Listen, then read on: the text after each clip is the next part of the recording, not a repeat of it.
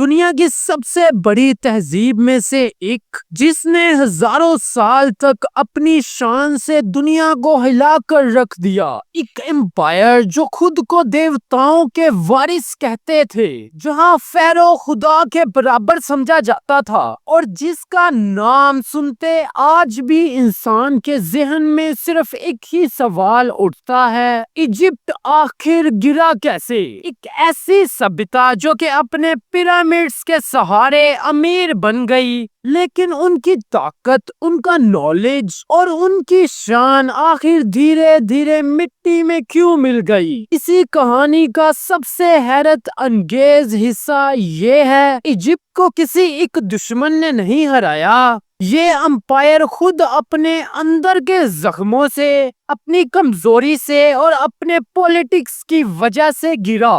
اور جب تک دنیا کے سب سے بڑے انویڈرز، اسیرینز، پرشینز اور بعد میں الیگزینڈر دی گریٹ آئے، تب تک ایجپٹ اندر سے اتنا ٹوٹ چکا تھا کہ گرنے کے لیے اسے بس ایک جھٹکا چاہیے تھا۔ لیکن دوستو، صرف گرنا ہی کہانی نہیں ہے۔ ایجپٹ کا اصلی جادو تو یہ ہے کہ جب امپائر ختم ہو گیا تو اس کی کہانی اور اس کا نالج، اس کے پیرامڈز اور اس کی کہانیاں انسانیت کے ذہن سے کبھی مٹ نہیں پائی۔ سوچو، ایک امپائر جو کہ 3000 سال تک دنیا کا سینٹر رہا، آج بھی اس کا نام ایک راز، ایک کہانی، ایک مسٹری اور ایک انسپائریشن ہے۔ تو آج کے اس ایپیسوڈ میں ہم جانیں گے کہ کیسے ایجپٹ دھیرے دھیرے اپنی طاقت گوا بیٹھا، کیسے کلیوپیٹرا جیسے کریکٹرز نے ان کے آخری دور کو ڈیفائن کیا، اور سب سے بڑی بات، ایجپٹ کی وہ لیگیسی کیا ہے جو اس امپائر کو آج تک زندہ رکھی ہوئی ہے۔ تیار ہو جاؤ ایک اور سفر کے لیے، جہاں ہم کھولیں گے ایک ایسے امپائر کو جس کو پوری دنیا جاننا چاہتی ہے کہ آخر وہ کیسے گرا اور کیسے امیر ہوا۔ یہ ہے ہمارے ایجپٹ کا پارٹ 3، جس میں ہم بات کریں گے فیلز اینڈ لیگیسی کے بارے میں۔ تو یونیک ٹی وی کی اس ویڈیو میں ایک بار پھر سے خوش آمدید۔ چلے بنا کسی دیری کے شروع کرتے ہیں ہماری آج کی ویڈیو۔ سب سے پہلے ہے ہمارا point number 1: political decline and inversions. ایک وقت تھا جب ایجپٹ کے فیرو کو خدا کا روپ مانا جاتا تھا، ان کے ایک اشارے پر پوری قوم سر جھکا دیتی تھی۔ لیکن وقت کے ساتھ ساتھ جیسے جیسے نئے فیروز گدی کے اوپر آئے، ان کی طاقت کم ہو گئی۔ کچھ فیروز صرف نام کے فیروز اور نام کے راجا رہے، اصلی پاور تو کرپٹ آفیشلز اور پریسٹ کے پاس ہوا کرتی تھی۔ اور یہی سے ایجپٹ کے امپائر میں پہلی درار پڑی۔ جب راجا کمزور ہو اور دربار کے اندر کرپشن بھر جائے تو امپائر کا بکھرنا تو طے ہوتا ہے۔ لوگوں کا بھروسہ ٹوٹنے لگا، کھیتی اور اکانومی نیچے جانے لگ گئی، اور جیسے ہی اندر سے کمزوری آئی تو ایجپٹ کے اوپر باہر کے دشمنوں کی بھی نظر پڑ گئی۔ سب سے پہلے آئے اسیرینز، جنہیں آئرن واریر کہا جاتا ہے۔ ان کے اٹیک نے ایجپٹ کو ہلا کر رکھ دیا۔ فیروز اب خود اپنے ہی ملک میں بس ایک پرچھائی بن کر رہ گئے تھے۔ اسیرینز کے بعد آئے پرشینز، ڈیریس اور زرزین جیسے شہنشاہ۔ انہوں نے ایجپٹ کے اوپر اپنا راج جما لیا، اور فیروز اب صرف پپٹ بن کر رہ چکے تھے۔ ایک زمانہ تھا جب ایجپٹ اپنے پیرامڈز اور ٹیمپلز سے دنیا کو انسپائر کرتا تھا، اور اب وہی ایجپٹ پرشین امپائر کے اندر ایک پروونس بن کر رہ گیا ہے۔ یہ ایجپٹ کے شان سے گراوٹ کی سب سے بڑی نشانی ہے۔ لیکن ایجپٹ کی کہانی یہی ختم نہیں ہوتی۔ 334 BC میں ایک ایسا شخص آیا جس نے دنیا کا نقشہ ہی بدل دیا۔ جی ہاں دوستو، الیگزینڈر دی گریٹ۔ صرف 20 سال کی عمر میں ہی اس نے دنیا کے سب سے بڑے امپائر توڑ ڈالے، اور جب اس نے ایجپٹ کے اوپر قدم رکھا تو لوگ صرف اسے کانکرر نہیں بلکہ ایک لبریٹر کے روپ میں دیکھتے تھے، کیونکہ پرشین سے تھک چکا ایجپٹ الیگزینڈر کو ایک نئے فرشتے کے روپ میں دیکھ رہا تھا۔ الیگزینڈر نے ایجپٹ کے اندر الیگزینڈرا شہر بسایا، جو کہ آج بھی اسی وراثت کا ثبوت ہے، لیکن اس کا مطلب یہ بھی تھا کہ ایجپٹ کا اصلی انڈیپینڈنٹ ختم ہو گیا تھا۔ فیروز کی کرسی خالی تھی اور اب اس جگہ پر بیٹھا ہوا تھا آؤٹ سائڈر، ایک ایسا امپائر جو کہ ہزاروں سال تک دنیا کا مالک رہا، اب ٹکڑوں میں بکھر چکا تھا۔ دوستو، اگر آپ الیگزینڈر کے بارے میں جاننا چاہتے ہیں تو ہمارے چینل پہ ہم نے آلریڈی الیگزینڈر دی گریٹ کی ویڈیو بنائی ہوئی ہے، آپ جا کر ضرور دیکھ سکتے ہیں۔ ہاں جی، تو دوستو یہیں سے شروع ہوتی ہے ایجپٹ کے لاسٹ چیپٹر کی کہانی، کلیوپیٹرا کے دور کی، جو کہ ایک طرف روم کے ساتھ پولیٹکس اور محبت میں الجھی اور دوسری طرف اپنے امپائر کے بیچ کچھ ہی حصوں کو بچانے کی کوشش کرتی رہی۔ اب ہے ہمارا point number 2، Cleopatra and Rome. Egypt کی کہانی کا سب سے مشہور اور سب سے ڈرامیٹک چیپٹر شروع ہوتا ہے ایک رانی کے ساتھ جس کا نام تھا کلیوٹروپیا۔ خوبصورتی اور پولیٹکس کی ماسٹر اور عقل مندی کی بھی، کلیوپیٹرا صرف ایک رانی نہیں بلکہ ایجپٹ کے بچے کچے امپائر کی آخری امید تھی۔ وہ سمجھ گئی تھی کہ روم پورے ورلڈ پر پھیل رہا ہے اور روم کے ساتھ رشتہ بنانا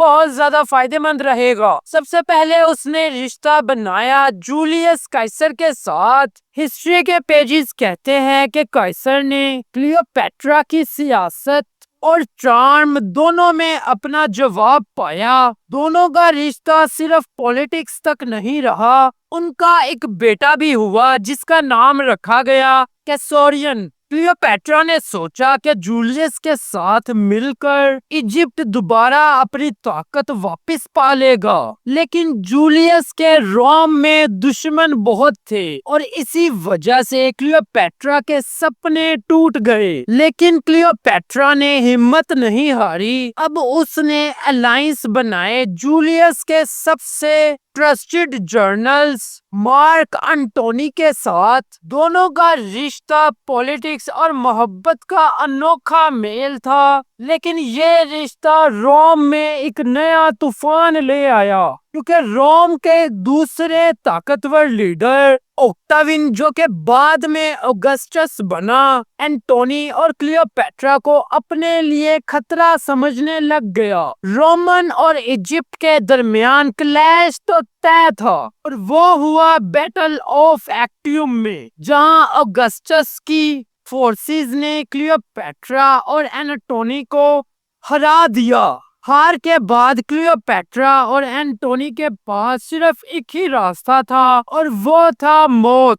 کہا جاتا ہے کلیوپیٹرا نے ایک زہریلی سانپ آسپ کو اپنے پاس بلایا اور اس کے زہر سے اپنی جان دے دی۔ اینٹونی نے بھی اسی تلوار سے اپنے آپ کو ختم کر لیا۔ اسی طرح ختم ہوئی ایک محبت اور پولیٹکس کی سب سے بڑی کہانی۔ کلیوپیٹرا کے جانے کے بعد ایجپٹ کا تاج اب پورے روم کے سر چڑھ گیا۔ فیروز کی لائن جو کہ ہزاروں سال تک چلتی رہی وہیں ختم ہو گئی۔ ایک امپائر جو کہ کبھی پوری دنیا کو رول کرتا تھا اب وہ کسی کے رول میں آ گیا ہے۔ اب ہے ہمارا point number 3، legacy of Egypt. Egypt کا امپائر ختم ہو گیا تھا، لیکن دوستو ایک سوال یہاں اٹھتا ہے، کیا ایک امپائر صرف تب ختم ہوتا ہے جب اس کا راجا مر جاتا ہے یا پھر جب اس کی وراثت مٹ جاتی ہے؟ ایجپٹ کی سب سے بڑی طاقت یہی تھی کہ انہوں نے اپنے نالج، اپنی کلا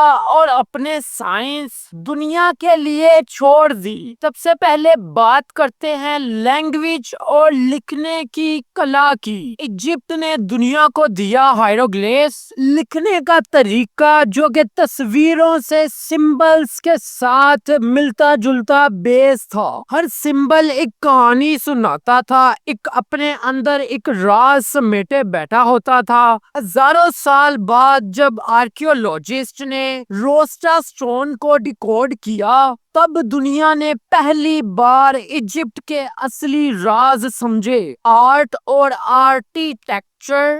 یہ تو ایجپٹ کا سب سے بڑا تحفہ تھا۔ پیرامڈز جو کہ آج بھی کھڑے ہیں وہ صرف پتھر کے ڈھیر نہیں ہیں بلکہ ایک سویلائزیشن کی سوچ، اس کی سائنس اور اس کی انجینئر جینز کا ثبوت ہے۔ گریٹ پیرامڈز آف گیزا ابھی بھی دنیا کے 7 عجوبوں میں سے ایک ہے اور ہر سال لاکھوں لوگوں کو اپنی طرف کھینچتے ہیں۔ لیکن صرف عمارتیں ہی نہیں، ایجپٹ نے لوگوں کو نالج بھی دیا۔ میتھس، ایسٹرونومی اور کیلنڈر سسٹم، انہوں نے ٹائم کو میئر کرنا، نیل کے فلڈ پریڈکٹ کرنا اور سٹارز کو سمجھنا شروع کیا۔ ان کے بنا شاید آج کی ماڈرن سائنس اپنے اس روپ تک نہ پہنچ پاتی۔ پھر آتی ہے ان کی میڈیسنز۔ ایجپشین ڈاکٹرز نے سرجری اور ہربل ٹریٹمنٹ کی شروعات کی۔ پیریس سکرولز میں ان کے میڈیکل نوٹس آج بھی ہسٹورینز کو حیران کر دیتے ہیں اور ان کی ممیفیکیشن کی ٹیکنیکس ایک طرح سے ان کی اناٹمی کو انڈرسٹینڈ کرنے کا پروف ہے۔ اور سب سے انٹرسٹنگ بات تو یہ ہے کہ ان کی وراثت ختم نہیں ہوئی ہے۔ جب نپولین نے ایجپٹ کو کنکور کیا وہ ساتھ لے آیا سائنٹسٹ، انہوں نے انویسٹیگیشن شروع کی۔ پھر وکٹورین ایرا کے اندر آرکیولوجی کا کریز بھرا اور ہر ایک نئی کھدائی میں ایک نیا راز سامنے آتا رہا۔ کبھی ایک فیرو کی ممی اور کبھی ایک ہڈن ٹامب۔ یعنی کہ دوستو کلیوپیٹرا کے بعد بھی ایجپٹ زندہ رہا، اپنی عمارتوں، اپنی کلا اور اپنی لینگویج اور سب سے بڑی بات اپنے نالج کے ذریعے۔ اور دوستو یہی ایک امپائر کا اصلی اسکیل ہوتا ہے کہ اس کے ختم ہو جانے کے بعد بھی وہ پوری دنیا کو سوچ میں ڈالے رکھتا ہے۔ دوستو اب ہمارا ہے point number 4، mystery and امورٹیلٹی۔ Egypt کی کہانی صرف ایک امپائر کی رائز اینڈ فال کی کہانی نہیں ہے، یہ ایک مسٹری ہے، امورٹیلٹی کا راز ہے اور اسی وجہ سے ایجپٹ کو دنیا کی سب سے انٹرسٹنگ سویلائزیشن مانا جاتا ہے۔ ہزاروں سال گزر گئے ہیں لیکن پھر بھی لوگوں کا جنون ابھی تک کم نہیں ہوا۔ ہالی ووڈ نے ایجپٹ کو ایک الگ ہی روپ دیا ہے۔ دی ممی جیسی موویز اور انڈیانا جونز جیسے ایڈونچر، پیرامڈز، فیروز اور ممیز ہمیشہ ایک سسپینس اور تھرل کے ساتھ دکھائے گئے اور ہر بار ایک ہی سوال اٹھتا ہے کہ کیا پیرامڈز کے اندر کچھ ایسے راز چھپے ہیں جو کہ دنیا بدل سکتے ہیں۔ پاپ کلچر کے اندر بھی ایجپٹ امر ہو چکا ہے۔ ویڈیو گیمز، ناولز، فیشن، سب میں ایجپشن آرٹ اور میتھولوجی اپنے رنگ دکھاتی ہے۔ اینبولس، را، اسیرس، یہ صرف دیوتا ہی نہیں بلکہ آج بھی امیجنیشن کو فیول دیتے ہیں۔ لیکن دوستو مسٹری صرف ان کی عمارتوں میں نہیں، مسٹری ہے اس بات میں کہ ایک سویلائزیشن جو کہ ہزاروں سال پہلے تھی آج بھی ہماری زندگیوں میں اتنی زیادہ جگہ بنا سکتی ہے۔ سوچے پیرامڈز کے پیچھے کا لوجک سائنس سمجھ سکتی ہے لیکن ان کے مجسمے جو کہ ابھی بھی سمجھ سے باہر ہیں، شاید اسی کو کہتے ہیں امورٹیلٹی۔ جب آپ مرنے کے بعد بھی لوگوں کی سوچوں میں جیتے رہے۔ تو میں آپ سے ایک سوال پوچھنا چاہتا ہوں کہ آپ کو کیا لگتا ہے ایجپٹ کی سب سے بڑی لیگیسی کیا ہے؟ کیا وہ پیرامڈز جو کہ آج بھی دنیا کو حیران کرتے ہیں، یا وہ نالج اور انفارمیشن جو کہ انہوں نے ہمیں دیا اور وہ آج بھی سائنس کو اور کلچر کو انسپائر کرتا ہے؟ اپنا جواب ضرور کمنٹ میں بتائیں۔ دوستو، ہم نے دیکھا ایک امپائر کا رائز، اس کا گولڈن ایج اور اس کا فال، لیکن وہ چیز جو ایجپٹ کو سب سے الگ بناتی ہے وہ ہے اس کی وراثت۔ پیرامڈز، ہائیروگلیفس، ممیز، یہ صرف پتھر اور کتابیں نہیں بلکہ ایک سویلائزیشن کا ایسا میسج ہے جو کہ وقت کے